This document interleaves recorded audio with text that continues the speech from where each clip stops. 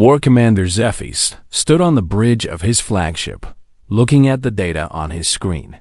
His four eyes moved back and forth as he read the report. The Githari scout ships had found something interesting at the edge of known space. A human research station, he said to himself. His voice was deep and rough, like rocks grinding together. Only 200 of them. The station was called New Prometheus. It sat alone in empty space, far from any help. The humans were studying strange matter from a nearby cloud of gas and dust. Zephyrs looked at the pictures his scouts had taken. The station was small and looked weak. No big guns, no warships to protect it. Just scientists and engineers doing their work. Zephyrs had fought many battles for the Githari hegemony. He had conquered 12 different worlds. But he had never fought humans before. He had read about them in the military files. They came from a planet called Earth. The Galactic database said Earth was a death world, a place so dangerous that most species could not survive there. Death world, Zephyrs laughed. What kind of death world produces scientists? His second-in-command, Sub-Commander Kartex, stood next to him.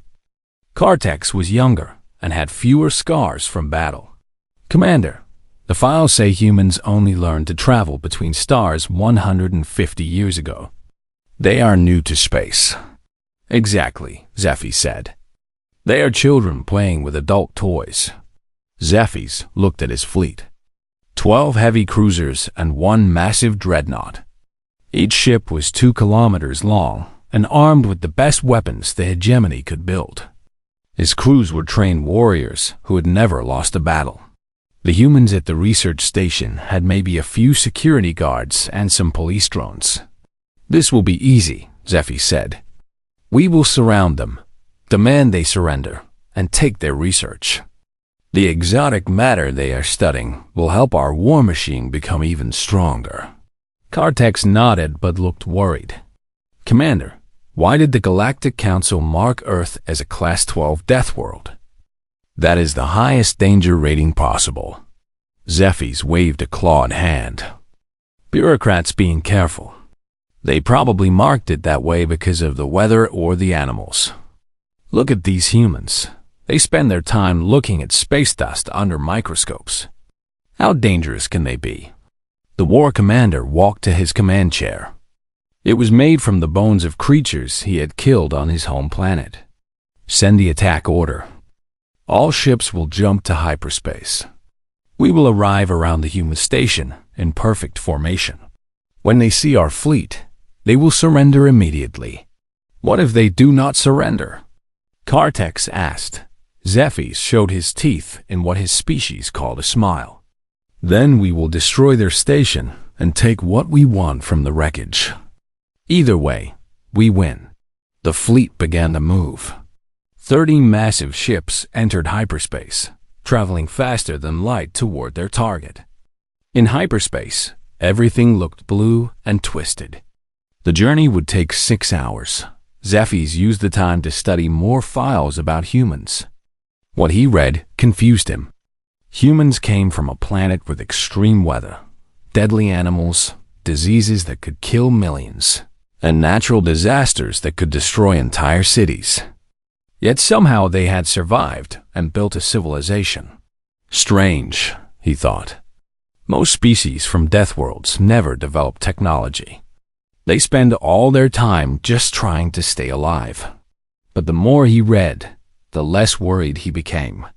Human military forces were spread thin across dozens of star systems. Their ships were smaller than Githari ships. Their weapons were different, but did not seem more powerful. The nearest human military base was weeks away from the research station. Perfect, Zephyrs said. No one will come to help them. When the fleet dropped out of hyperspace, the human station looked even smaller than in the pictures. It was maybe 500 meters long and looked like it was built from spare parts. Solar panels and communication dishes stuck out from its hull like metal flowers. A few small ships were docked to it, cargo vessels, and research probes. Zephyrs opened a communication channel to the station. Human Station New Prometheus. This is War Commander Zephyrs of the Cathari hegemony. You are surrounded and outgunned. Surrender immediately and prepare to be boarded. Do not resist and no one will be hurt. The response came quickly. A human female voice, calm and steady. War Commander Zephyrs. This is Station Commander Sarah Chun. Thank you for your offer, but we must decline. We are conducting important research here and cannot abandon our work. Zephyrs blinked his 4 eyes in surprise. You decline? Do you not understand your situation? I have 13 warships. You have nothing but a research station. We understand perfectly, Commander Chun replied. We simply choose not to surrender. Is there anything else we can help you with today? The war commander looked around his bridge. His crew was staring at him with confusion. No one had ever refused surrender when faced with a Cathari battle fleet. Humans, Zephyrs growled. You have 1 hour to reconsider. If you do not surrender by then, we will destroy your station and everyone on it. Understood, Chun said. We will use that hour wisely. New Prometheus out. The communication ended. Zephyrs sat back in his command chair, annoyed but not worried. Sometimes prey tried to act brave before they realized how hopeless their situation was. He had seen it before. Sir, Kartek said, their shields just came online. They are also launching some kind of small craft. Zephyrs looked at his screen. The human station's protective shields were glowing bright blue around the entire structure. Several small ships had undocked and were moving toward his fleet. They looked like maintenance vehicles and mining equipment. Are they attacking us with construction equipment? Zephyrs asked. It appears so, sir. The war commander laughed. This will be more entertaining than I thought. Let them come. When they see our weapons destroy their little ships, they will understand the difference between construction tools and real weapons of war. But as he watched the small human craft approach, something in the back of his mind felt wrong. The way they moved was not random or panicked. They flew in formation like trained pilots, and their approach pattern looked almost like military tactics, he whispered. For the first time since arriving at the human station, War Commander Zephyrs felt a tiny seed of doubt growing in his mind. 24 hours had passed since War Commander Zephyrs had expected an easy victory. Instead, he found himself staring at damage reports from 3 of his heavy cruisers. The humans were still fighting, and they were fighting in ways that made no sense. Explain this to me again, Zephyrs said to his weapons officer. His voice was tired and angry. Sir, the human maintenance craft approached our ships and attached explosive devices directly to our hulls. Our point defense systems could not target them effectively because they moved too close to our ships. Zephyrs looked at the tactical display. Red marks showed where human explosives had damaged his vessels. The humans had used small construction ships, cargo haulers, and even personal spacecraft to carry bombs right to his fleet. It should have been impossible. How did they get past our shields? They did not try to get past them, sir. They flew underneath our ships, where the shield generators create weak spots. Then they used magnetic clamps to stick to our hull plating. And our crew did not stop them? The weapons officer looked uncomfortable. We sent security teams to remove them. The humans fought them hand to hand in the corridors. Sir, they fight like wild animals. They show no fear of death. Zephyrs remembered the reports from the boarding parties. Humans in work clothes and civilian gear had fought his professional soldiers with tools, improvised weapons, and bare hands. They had lost every fight, but they had hurt his people badly. 2 of his soldiers were in the medical bay with injuries that would take weeks to heal. Status of the human station? Their shields are at 30%. We estimate they will fail within 6 hours of continued bombardment. Good. At least something is going according to plan. Sub-Commander Cartex approached with a new report. Sir, we are receiving another communication from the human commander. Put it through. Commander Sarah Chun's voice filled the bridge. She sounded as calm as she had 24 hours ago. War Commander Zephyrs, this is an update on our situation. We have lost 12 people in the fighting. 80 more are injured but still able to work. Our power systems are stable and our life support is functioning normally. Why are you telling me this? Zephyrs asked. Professional courtesy, Chun replied. I thought you should know that your attack has killed 12 civilians. Scientists, engineers, and technicians who were working to expand the knowledge of all galactic species. Something in her tone made Zephyrs uncomfortable. She did not sound afraid or angry. She sounded like she was reading a list of groceries. They died because you refused to surrender, he said. No, they died because you chose to attack a research station, Chun corrected. But I am not calling to argue about responsibility. I wanted to give you some information that might be important. What information? Before your fleet arrived, we sent a message to our friends. They tend to get upset when people threaten their family. Zephyrs felt cold fear run through his body. What kind of message? A distress call. Quantum entangled communication. It reached its destination instantly, regardless of distance. You are bluffing. Even if you sent such a message, the nearest human military force is weeks away. Chun was quiet for a moment. Then she said, War Commander, have you ever wondered why Earth is classified as a Class 12 death world? Because of dangerous animals and bad weather. No, it is classified that way because of what the environment created. Humans have survived ice ages that lasted thousands of years. We have lived through diseases that killed half our population. We have endured natural disasters that destroyed entire continents. And through all of that, we learned one important lesson. What lesson? We protect our own. No matter what. No matter how far. No matter how dangerous. When humans are threatened, other humans come to help. It is not a choice. It is what we are. The communication ended. Zephyrs stared at the empty screen, feeling more worried than before. He had studied the human military files. Their nearest fleet was the 1st Expeditionary Force, commanded by someone called Admiral Marcus Kane. Even if they had received a message, it would take them at least 3 days to reach this location.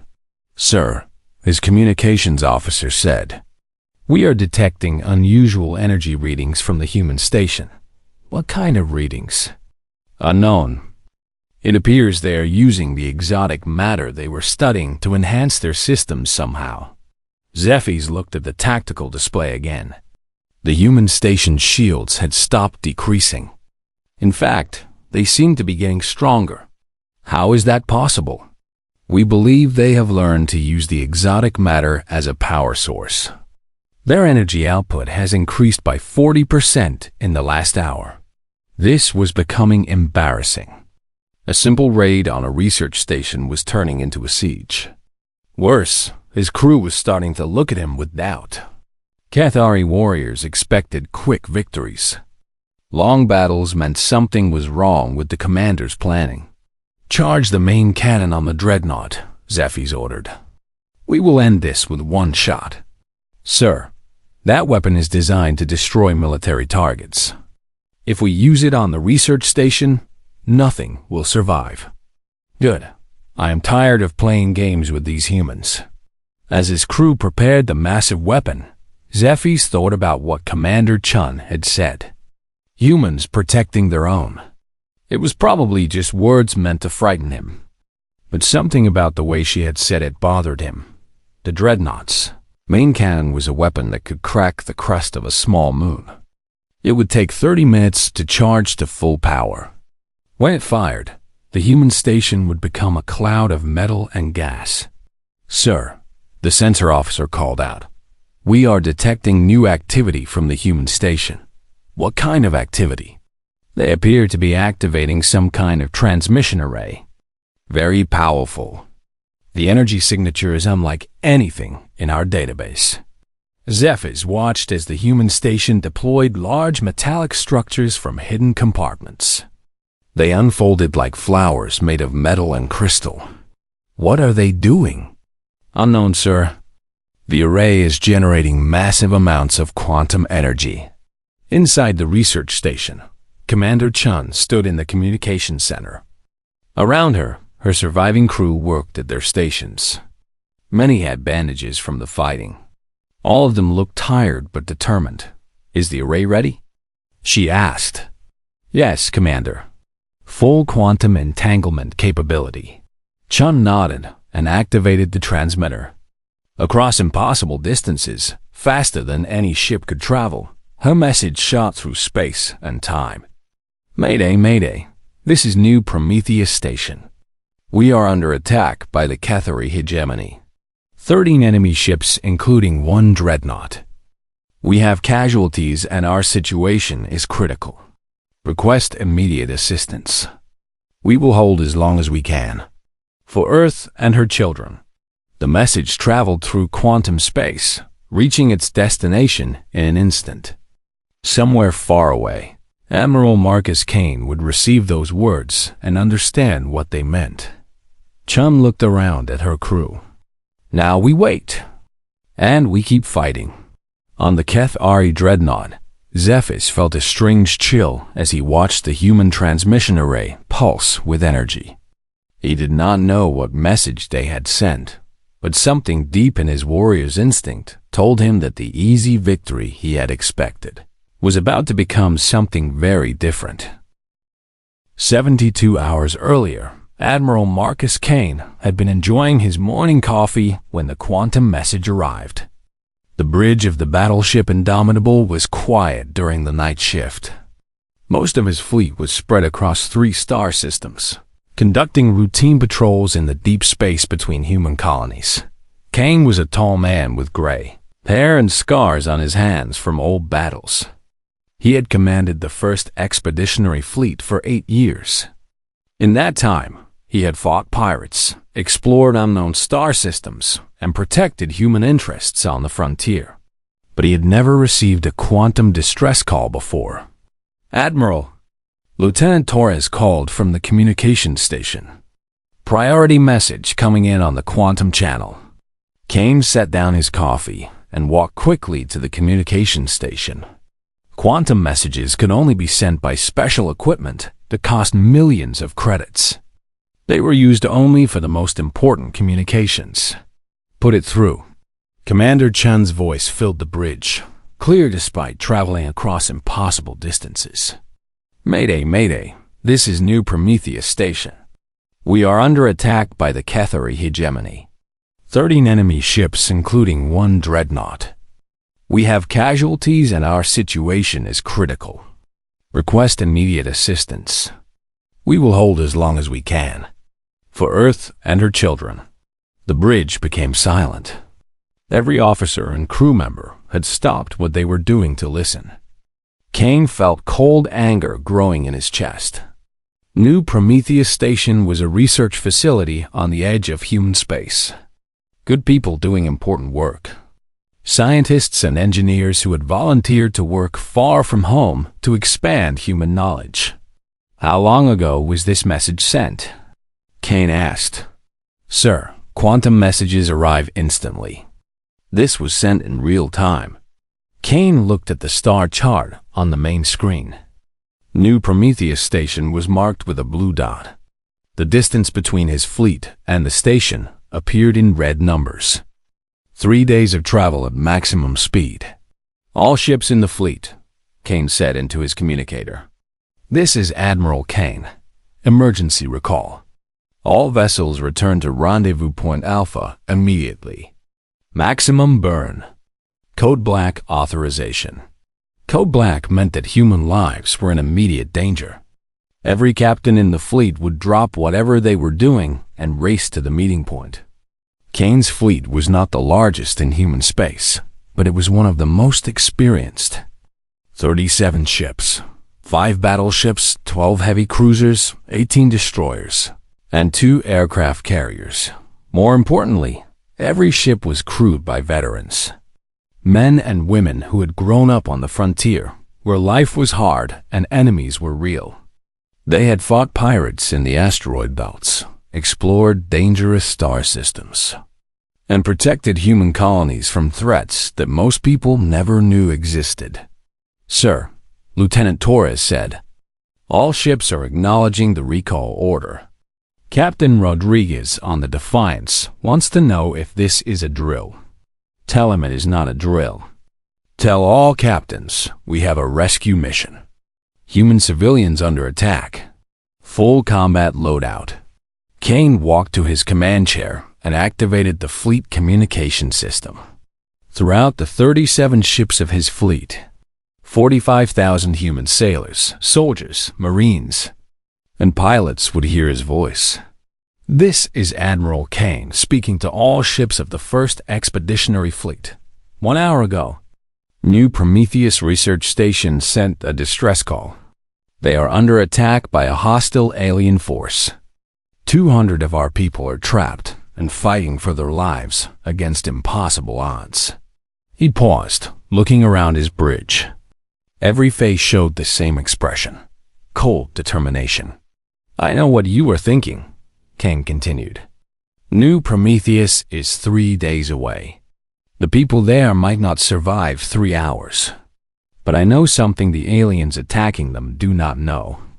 I know who they are fighting." Kane thought about the research station's crew. Dr. Sarah Chun, the station commander, had served in the Colonial Marines before becoming a scientist. Chief Engineer Williams had survived the Centauri colony disaster. Security Chief Park had fought pirates in the Outer Rim for 10 years. The people at New Prometheus are not helpless civilians. They are humans. They are our family. And humans do not give up, ever. They will hold that station until we arrive, no matter what the cost. Because that is who we are. The Admiral could feel his words spreading through the fleet. In the engine rooms, technicians would be pushing the fusion reactors beyond safe limits. In the weapons bays, gunners would be checking every missile and energy cell. In the fighter hangars, pilots would be running pre-flight checks on their spacecraft. "We are going to remind these aliens why Earth is classified as a death world," Kane said. "Not because of our weather or our animals, because of what 200,000 years of survival created. We are the children of hunters and survivors. We are the species that refused to die when the ice came. We are the people who built cities on the ruins of civilizations that natural disasters destroyed." Kane activated his personal communicator and sent a message on the quantum channel back to New Prometheus. "Prometheus, this is Admiral Kane, commanding the 1st Expeditionary Fleet. Message received. We are coming. Hold fast. Deathworlder 1 is en route." Around him, his bridge crew was working with the efficient calmness that came from years of training and combat. Navigation was calculating the fastest possible route. Engineering was preparing to push the ship's engines harder than they had ever been pushed before. Weapons were running full diagnostics on every gun and missile system. "How long until the fleet is assembled?" Kane asked. 18 hours, sir.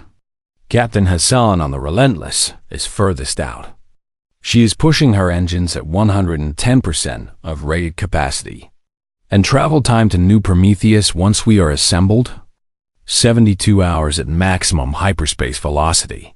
3 days. Kane hoped it would be enough time. He had read the reports about the Kethari hegemony. They were experienced warriors with powerful ships. But they had never fought humans before. "Sir," Lieutenant Torres said, "incoming message from Earth Command. Put it through." Admiral Harrison's voice came through the communicator. He was Kane's superior and commander of all human military forces. "Marcus, We received the same distress call you did. What is your situation? Sir, the first expeditionary is assembling for a rescue mission. We will depart for New Prometheus in 18 hours. Understood. I am dispatching the third battle group to support you, but they are 5 days away minimum. You will be on your own for the initial engagement. Acknowledged, sir. We will handle it. Marcus, Harrison said, his voice becoming informal. The Cathari hegemony has never attacked human civilians before. This is either a mistake or a test. Either way, our response will determine how every other species in the galaxy sees us. Kane understood. Humanity was still new to galactic politics. They were seen as primitive newcomers by many older species. How they handled this crisis would affect human relationships with dozens of alien civilizations. Sir, when this is over, the galaxy will understand that attacking human civilians is the worst mistake any species can make. Good hunting, Admiral. Earth stands with you. The communication ended. Kane looked around his bridge one more time. In 18 hours, his fleet would begin the journey to New Prometheus Station. In 3 days, they would arrive to find either survivors to rescue or enemies to punish. All stations, prepare for maximum burn operations, Kane ordered. We are going to war. Throughout the 37 ships of the first expeditionary fleet, 45,000 humans began preparing for battle with the systematic efficiency that had carried their species from a single world to the stars. War Commander Zephys had been staring at the human research station for 73 hours. What should have been a quick victory had become the most frustrating battle of his career.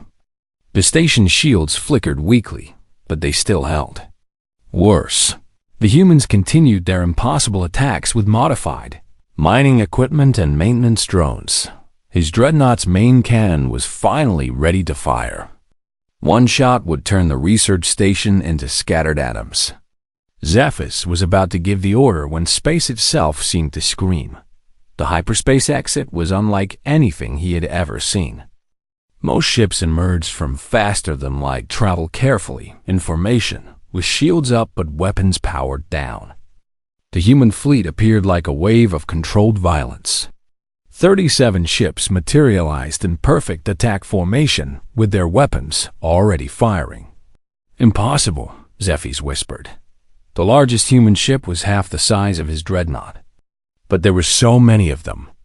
Battleships, cruisers, destroyers, and 2 ships that launched small fighter craft like angry insects. They moved with coordination that spoke of years of training and combat experience. A voice cut across all communication frequencies. It was calm, professional, and absolutely cold. This is Admiral Marcus, Kane of the Terran Defense Force. You are in violation of the Galactic Accords and guilty of attacking human civilians. You have exactly 60 seconds to withdraw before we demonstrate why Homeworld is classified as a death world. Zephys activated his battle station's alarm. Throughout his 13 ships, Cathari warriors rushed to their positions. He had more firepower than the human fleet, but their sudden appearance and immediate attack had surprised him. Human Admiral, Zephys replied, you are outnumbered and outgunned. I have 13 ships, including a dreadnought. Surrender now, and we will accept your. The human response was not words, but weapons fire. Every ship in the human fleet opened fire simultaneously, and Zephys learned something that no military academy had taught him. There was a difference between having weapons and knowing how to use them. The human projectile. Weapons fired metal slugs at incredible speed. Not energy beams that could be absorbed by shields, but solid metal that punched through defensive barriers like they were made of paper. Their missiles did not just explode when they hit targets. Instead, they released swarms of smaller warheads that learned and adapted to defensive fire. But most terrifying were the human pilots. Their fighter craft flew like guided missiles, threading impossible gaps in defensive fire with maneuvers that should have turned their crews into liquid. They attacked with a precision and fearlessness that defied understanding. "Sir," his weapons officer shouted over the noise of alarms, "the Carthan and the Vectrix are taking heavy damage. Their shields have failed." Zephys watched in horror as two of his heavy cruisers became burning wrecks in less than 5 minutes. The human ships moved like a pack of predators, concentrating fire on one target until it was destroyed, then immediately switching to the next. "Return fire. All ships focus on their largest vessel." The Cathari fleet tried to fight back, but the weapons seemed clumsy compared to the human attacks. Energy beams that should have cut through ship hulls barely scorched the human armor. Missiles that had destroyed space stations were shot down by defensive systems that tracked and destroyed dozens of targets at once. "Sir, their tactical coordination is perfect," the tactical officer reported. "They are sharing targeting data instantly across all ships. When one ship identifies a weakness, the entire fleet exploits it." The battle was becoming a massacre, but not the one Zephys had expected. 3 more of his cruisers were dead or dying. His dreadnought's massive shields were holding, but even they were beginning to weaken under the sustained assault. "How are they doing this?" Zephys demanded. "Our ships are larger. Our weapons are more powerful." Sub-Commander Kartex, blood running from a cut on his forehead, answered, "Sir, they fight like they were born for it. Look at their attack patterns. Every move is designed to cause maximum damage while taking minimal risk." Zephys looked at his tactical display. The human ships moved in formations that protected each other while maximizing their firepower. When one ship was damaged, others covered its retreat while continuing the attack. It was like watching a dance of destruction choreographed by masters of war. A new human voice came over the communication channel. "Cathari Dreadnought, this is Captain Rodriguez of the TDF Defiance.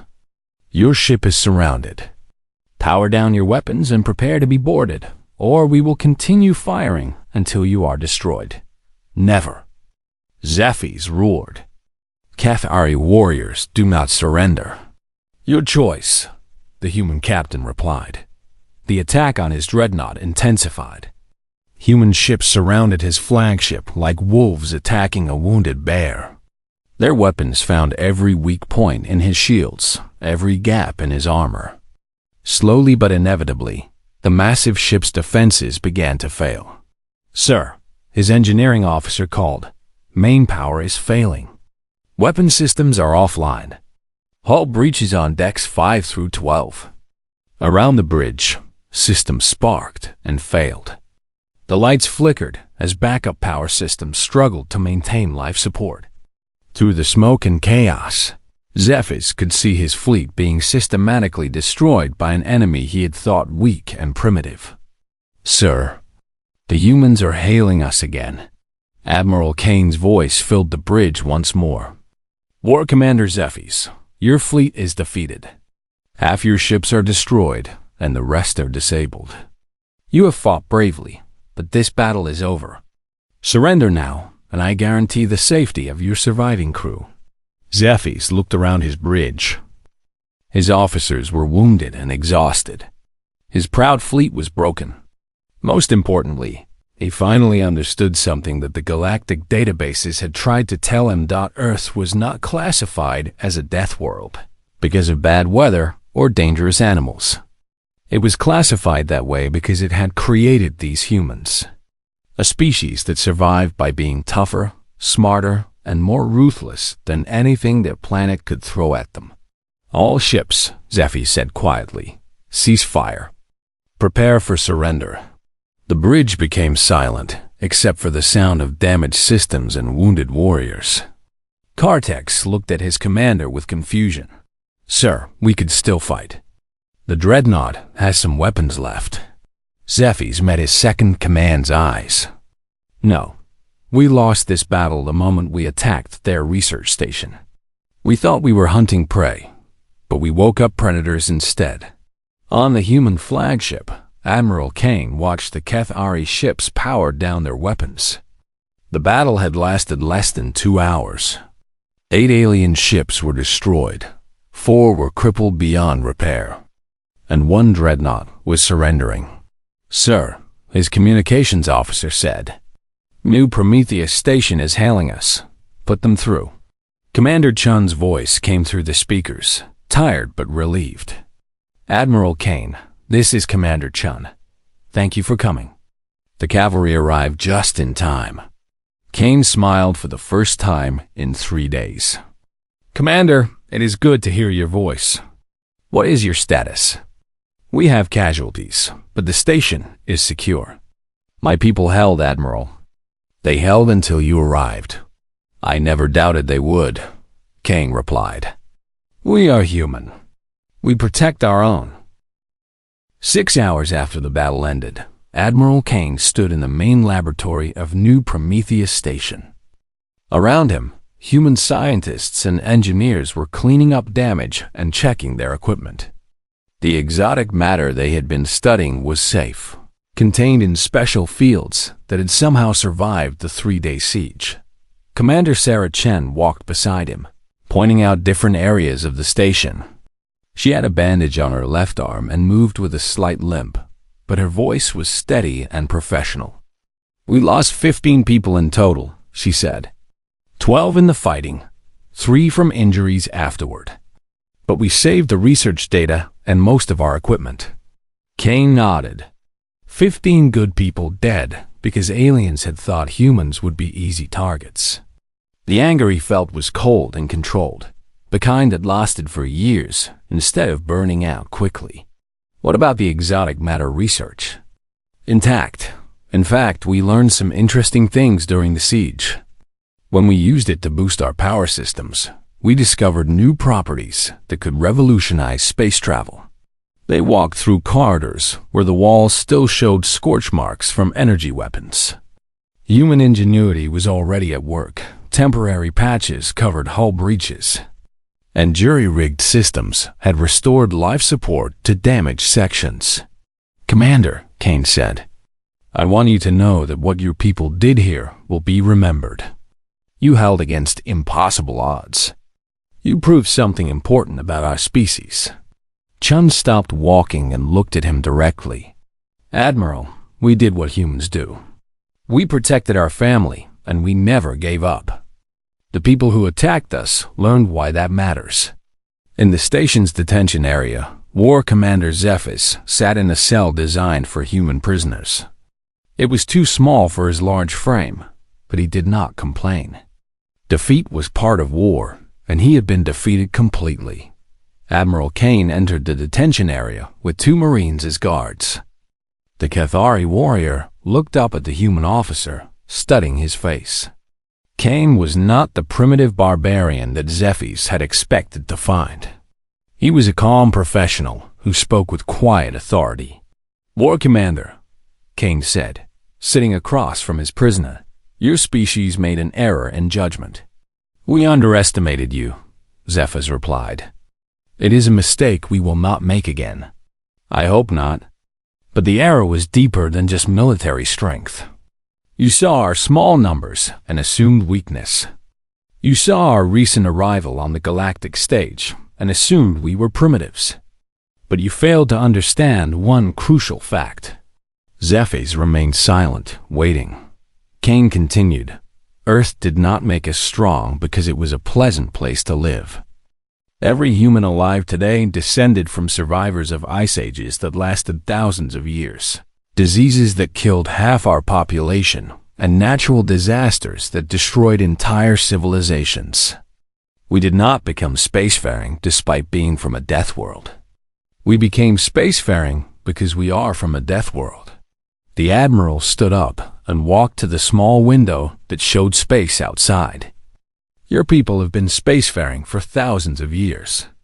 You developed technology slowly, carefully, with plenty of time to make mistakes and learn from them. We had to learn everything in 200 years because our planet kept trying to kill us. What will happen to my people?" Zephyrs asked. That depends on your government.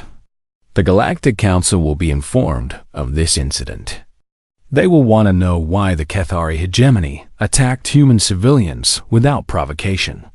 Kane turned back to face his prisoner. I suggest your leaders reconsider their expansion policies. The next human fleet they encounter might not be as reasonable as mine.